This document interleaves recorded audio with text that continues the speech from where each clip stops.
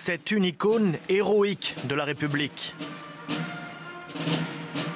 Le soldat du feu, figure de bravoure et de droiture, célébré par le ministre de l'Intérieur en ce jour de la Sainte-Barbe.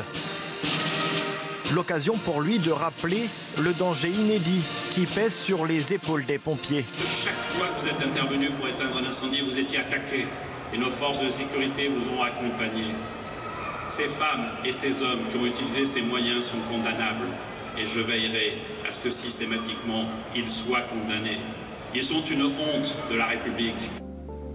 Ce jour-là, Christophe Castaner prend la défense des pompiers victimes d'agressions en pleine intervention.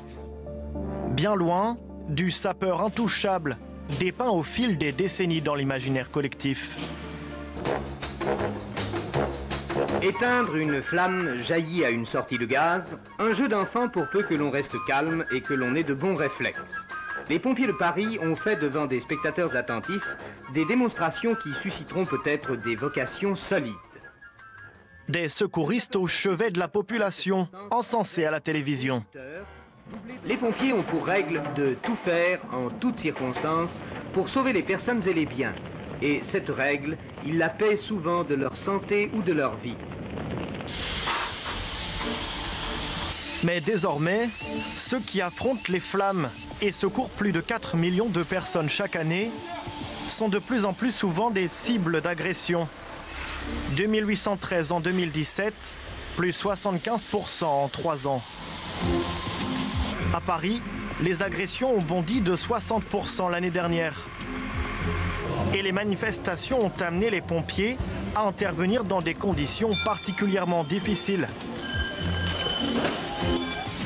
Parfois directement visés par les casseurs. La tension du climat et un élargissement des tâches seraient à l'origine de ces agressions, selon ce pompier syndiqué.